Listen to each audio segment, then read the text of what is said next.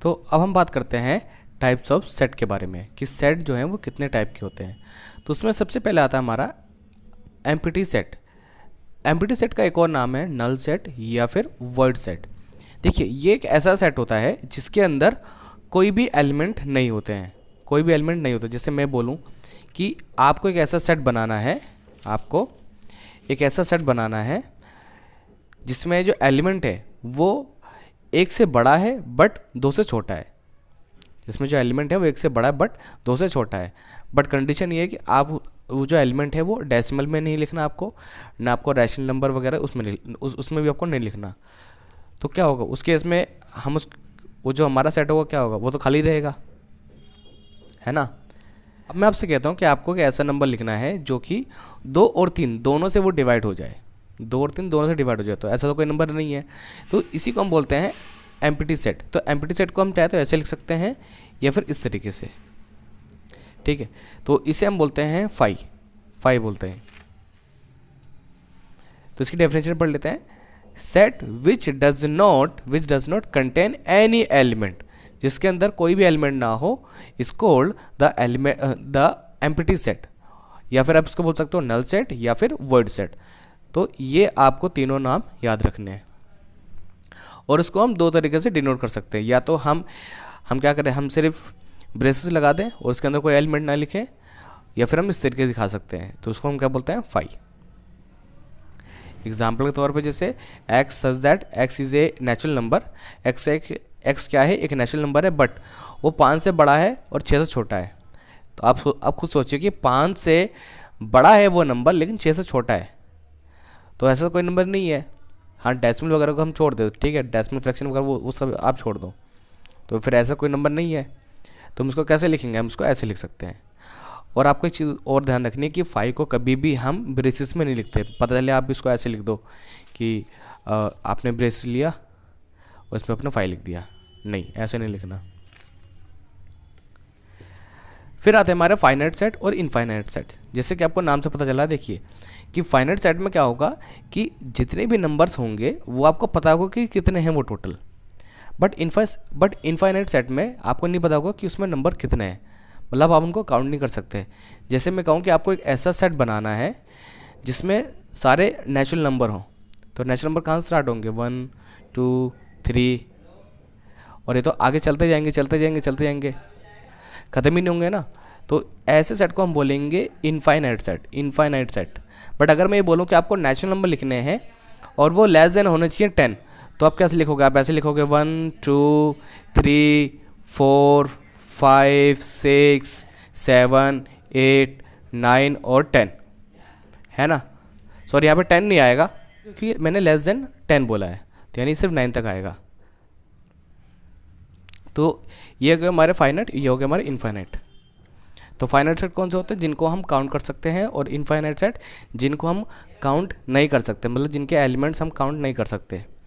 तो पहले हम डेफिनेशन पढ़ लेते हैं। फाइनाइट सेट कौन से होते हैं, set containing countable number of elements are called finite set. जैसे 1 2 3 4 5 6, तो इसमें आप काउंट कर सकते हो कि इसमें जो नंबर ऑफ एलिमेंट हैं वो कितने हैं। बट अगर हम बात करते हैं इनफाइनाइट सेट में, तो sets containing uncountable number of elements are called infinite set. जैसे मैंने कहा कि आपको नेचुरल नंबर लिखना है, तो वो, और मैंने कोई लिमिट नहीं बताया कि आपको कहाँ तक लिखना है, तो हमारे क्या होंगे, वो इनफाइनाइट सेट। फिर आते हैं हमारे सिंगलटन सेट। तो सिंगलटन सेट में क्या होता है कि इसमें एक ही एलिमेंट होता है। जैसे आपको नाम तो पता चला, सिंगल है ओनली वो, ठीक है, वो वाला सिंगल नहीं, सिर्फ यहाँ पे सिंगल है।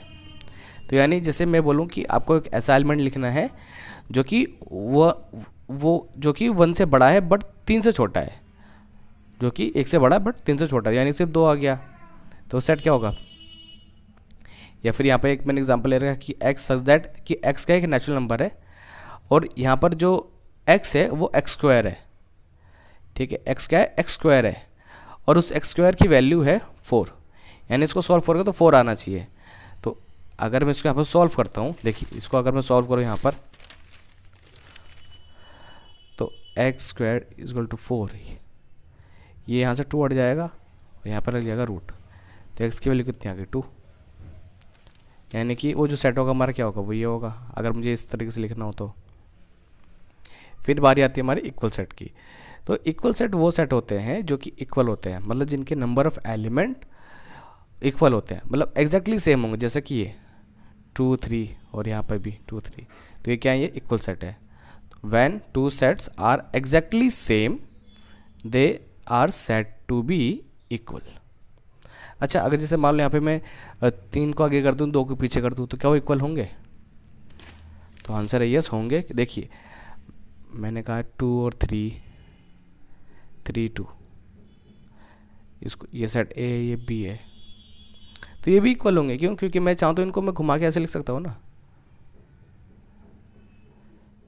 है ना।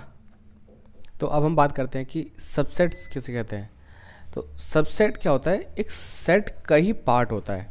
सपोज दैट मान लेते हैं कि एक हमारा सेट है ए, अब उसमें जो एलिमेंट हैं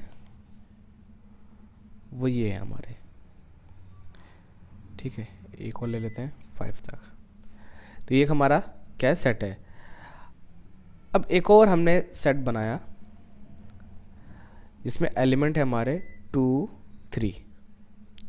तो हम ये कह सकते हैं कि जो बी है वो सबसेट है ए का। बी जो है वो सबसेट है ए का। तो सबसेट क्या होता है, सबसेट पार्ट होता है किसी और सेट का। अब ज़रूरी नहीं है कि इसके अंदर कि बी में सिर्फ 2 ही एलिमेंट है इसके, तो मतलब सिर्फ इसी को हम बोलेंगे सबसेट ऑफ ए। हो सकता है कि बी में भी उतने ही एलिमेंट हो जितने ए में है, ठीक है। तो इस केस में भी, यानी इस केस में भी हम बी को ए का क्या बोलेंगे, ए का सबसेट बोलेंगे। तो चाहे कुछ एलिमेंट हो या फिर सारे एलिमेंट हो, दोनों ही केस में हम बोलेंगे कि B is a subset of A. हाँ, बट इस केस में क्या होगा कि ए भी, जो ए हमारा वो भी बी का सबसेट बन जाएगा। तो अब हम डेफिनेशन पढ़ते हैं। ए सेट ए, मान लेते हैं कि एक सेट है A, is set to be set of subset of set B if every element of A is also an element of B. यानी जैसे कि मैंने यहाँ पे एग्जांपल लिया था कि बी को, ठीक है, यहाँ बी क्या है, इसका बी क्या है, इसका सबसेट है, क्योंकि यहाँ पर जितने भी एलिमेंट्स हैं उनमें से कुछ एलिमेंट यहाँ पर आपको मिल गए।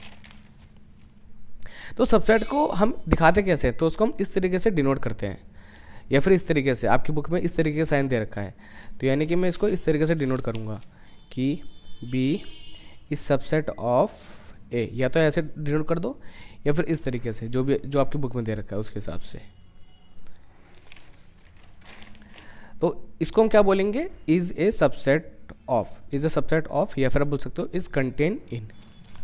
अब कई बार ना हमको इस तरीके से साइन देखने को मिलेगा, इस तरीके का साइन, तो उसे बोलेंगे इम्प्लाइज। जैसे कि यहाँ पर मैंने लिख रखा है कि A is subset of B if A belongs to A, capital A, मतलब ये सेट है हमारा।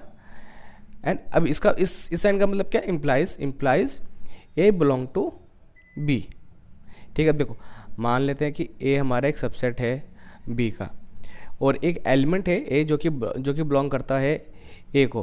तो यानी कि वो जो एलिमेंट है वो बी को भी करता होगा ना, जैसे कि यहाँ पर अब जो 2 है वो एलिमेंट है बी का, और बी क्या है, इसका सबसेट है। तो यानी कि हम ये कह सकते हैं कि ये जो एलिमेंट है, ठीक है, ये एलिमेंट इसका भी है और इसका भी है। तो इसको किस तरीके से पढ़ेंगे वो मैंने यहाँ पे लिख रखा है कि ए is a subset of b if a is an element of a implies that a is also an element of b. अब मान लेते हैं कि कोई सेट किसी सेट का सबसेट नहीं है, तो उसको हम इस तरीके से डिनोट करेंगे कि ए is not a subset of b, a is not a subset of b. अब जैसे कि मैंने आपको बताया था कि हो सकता है कि दोनों में जो एलिमेंट है वो इक्वल हो, एक जैसे हो, तो उस चीज़ को मैं कैसे लिखेंगे, उसको हम ऐसे लिखेंगे कि ए is subset of B and B is subset of A. अब ये जो साइन है इसको हम क्या बोलेंगे, इसको बोलेंगे इफ़ एंड ओनली, इफ़, ये लिखा हुआ मैंने, if and only if a subset of B and b subset of a, if and only if a is equal to b, यानी कि ये चीज़ तभी पॉसिबल है जब दोनों के दोनों सबसेट क्या हो, वो इक्वल हो। तो आई थिंक ये चीज़ आपको समझ में आ गई।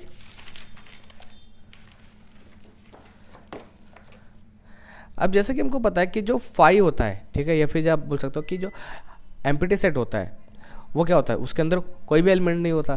तो मैं कह सकता है कि जो फाई है वो हर सेट का क्या है, हर सेट का एक सबसेट है। एम्प्टी सेट क्या है, हर सेट का क्या है, सबसेट है, ठीक है। अब यहाँ पे देखते हैं कि प्रॉपर सबसेट और सुपर सबसेट हम किसको बोलते हैं। Let a and b two set, मान लेते हैं कि ए और बी हमारे दो सेट हैं और ए क्या है, सबसेट है बी का, लेकिन उनके एलिमेंट इक्वल नहीं है। मतलब जैसे यहाँ पर मैंने लिया था कि यहाँ पर ये दोनों इक्वल नहीं थे, दोबारा लिख लेता हूँ, 1 2 3 एंड 4, यहाँ पे इतने ले लेते हैं बी 2 एंड 3। अब यहाँ पे बी ए का सबसेट है, बट क्या यहाँ पे दोनों इक्वल है? मतलब अगर मुझे इनको अगर ऐसे लिखना हो, क्या ये इक्वल हो सकते हैं? नहीं, क्योंकि नंबर ऑफ एलिमेंट इक्वल नहीं है। तो अगर ए सबसेट है बी का लेकिन दोनों इक्वल नहीं है, तो उस केस में हम उन्हें क्या बोलेंगे, proper subset, proper subset of B. यानी ए और बी दो हमारे क्या हैं, हमारे दो सेट हैं, लेकिन ए सबसेट है बी का और ए इक्वल नहीं है बी के, तो ए को हम क्या बोलेंगे, ए को हम बोलेंगे प्रॉपर सबसेट। और सुपर सेट हम किसको बोलेंगे, हम बोलेंगे बी को। बट यहाँ पे मेरे एग्जाम्पल में क्या होगा, इसको हम क्या बोलेंगे, देखिए ये सबसेट है इसका, तो उसको बोलेंगे हम प्रॉपर सबसेट, और इसे हम क्या बोलेंगे, सुपर सबसेट।